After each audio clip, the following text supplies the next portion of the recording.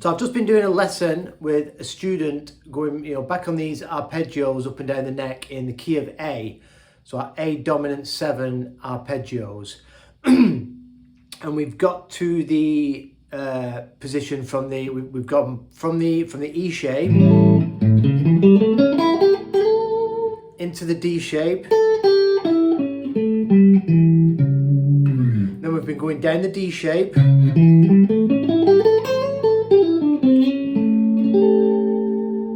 The C shape. So first of all, when we're looking at these chord shapes, we've been starting here on the G. So that's our G chord. There's our shape. It would be like this, but a bit of a pain in your arse. So there's our G shape. Then the next shape, CAGED system, G, E, E shape. And then we've got our D. So the D shape starts up here on the major third. So the chord shape in that position, there's a couple of ways you can look at it. You've got your D7,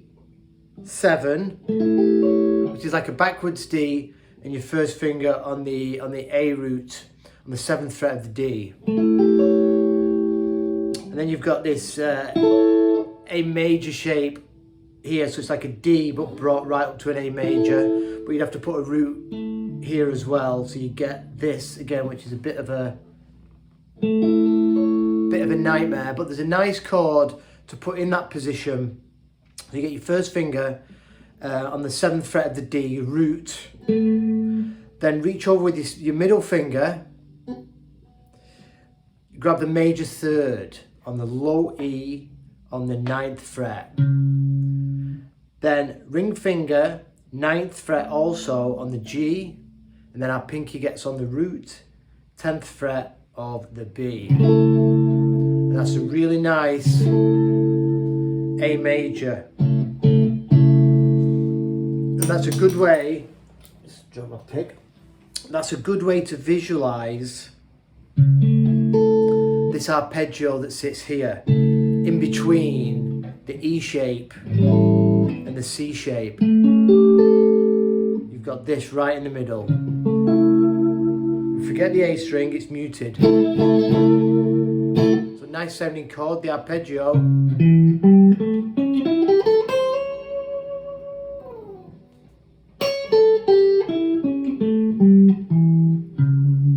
Beginning and ending there on the major third. There's the chord.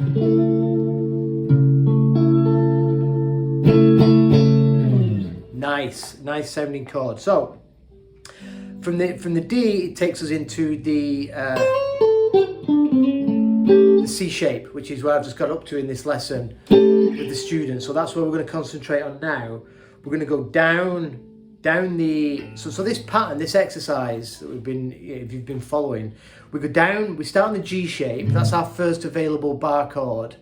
Is that A, is that G shape for A dominant 7. So we're going to go down the G, up the E. Oh, that wasn't right. Up the E. Then down the E. And up the D. Then down the D. And up the C. So the next one, we need to go down the C shape and up the A shape. So the A shape, you've got the C here, and then you've got your A shape here. A major, A dominant 7, there's our root. 12th fret on the A string is your A root. So the arpeggio for that, again, start with your middle finger, and it's the same as the top of the E shape.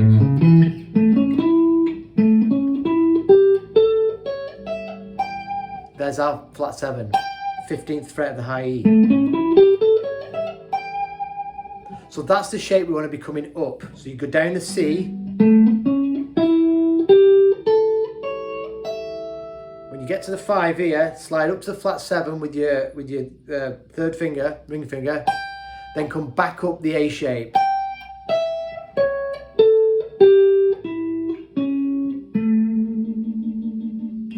That's an area you need to practice a lot.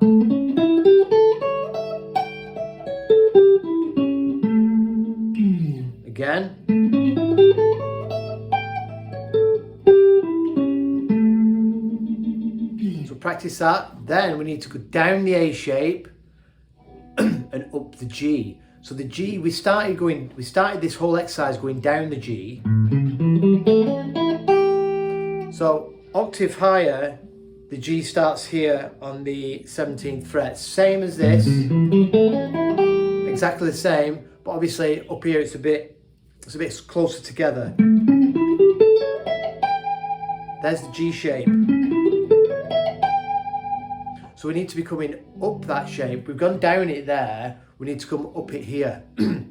What this exercise does is makes you practice these arpeggios, but it also enables you to practice them, each one going up and down and coming across the neck, which is just more fun than just going up and down the arpeggio.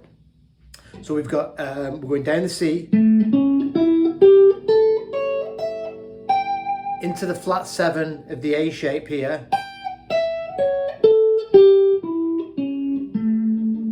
then down, back down that A shape,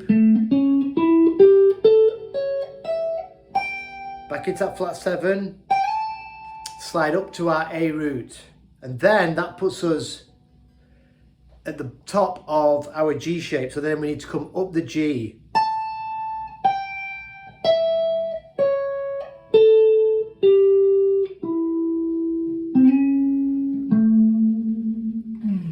My advice is practice that G shape going down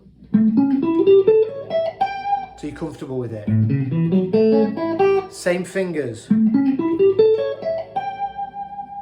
Once you're comfortable going down that and down, practice the A shape just going down, then sort of blend them together and try going down the A, up the G.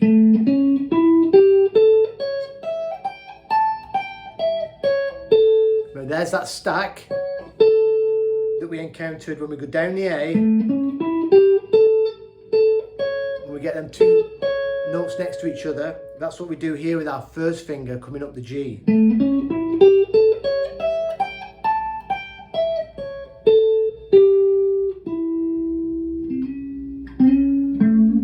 There's our major third.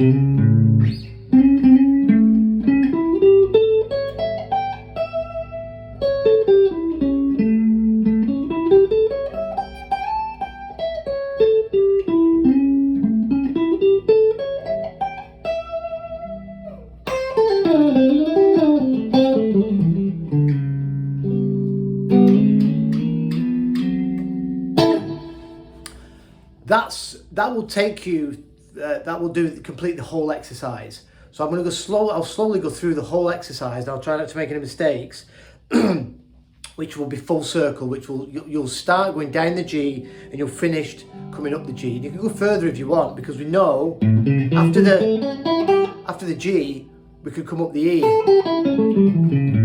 So that will happen here as well. Down the G.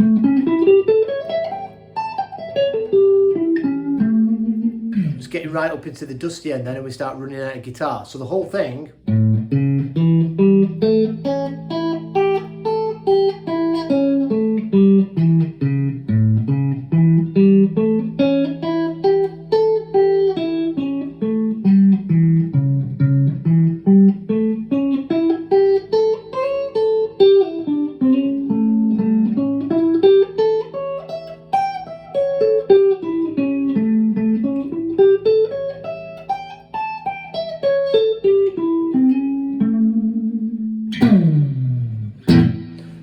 Once you can go up nice and slowly doing that exercise, just, do it a couple of times a day. Get up in the morning and do it. It'll take you a few minutes, and that will really start helping you map out this fretboard. Because remember, these arpeggios, they're all these chord shapes. It comes from the chord shapes. First of all, we learn the chord shape. I mean, we're never going to play that chord in a song, but you're going to use elements of it. So we've got the G shape, CAGED system. What comes after G? E. E shape. Remember, the next letter in CAGED tells you the shape of the next chord. We're dealing with, they're all A dominant 7. There's A. Then we've got that new A shape there, our D shape.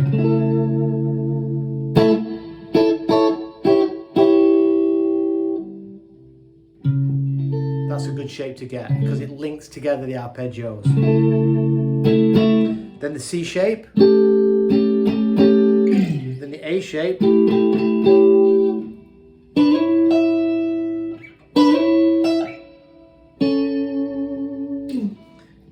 A shape, A major, and then we got back to, a bit difficult to get on, our G shape here.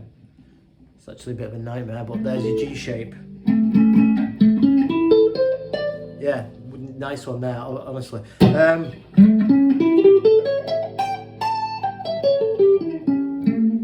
Back to the E, and as if you had a neck which was, a mile long, you could just keep on going up doing the same thing. And when you once you get that mapped out in A, then we start looking at, we'll go to our 4 chords, we look at D. So we look at our first available closed position for a D, and it's your C shape. So think of here where we started for A, here where we did A on the C, and then it goes to the A and the G. That would happen for D, but starting here.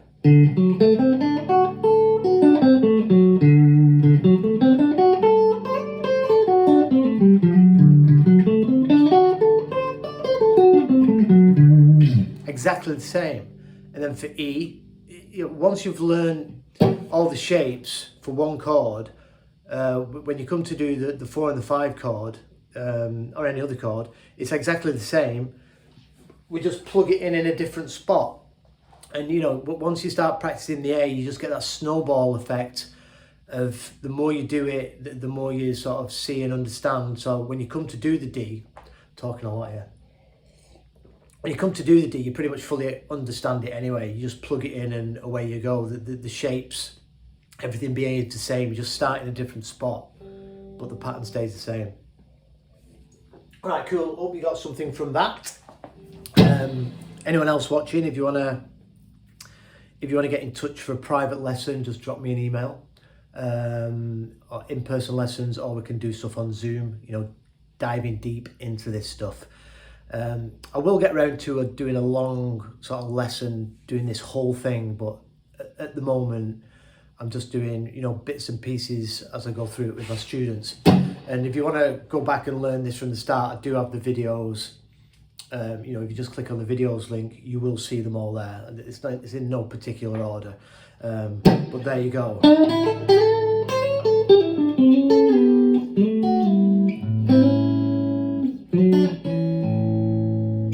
See you later.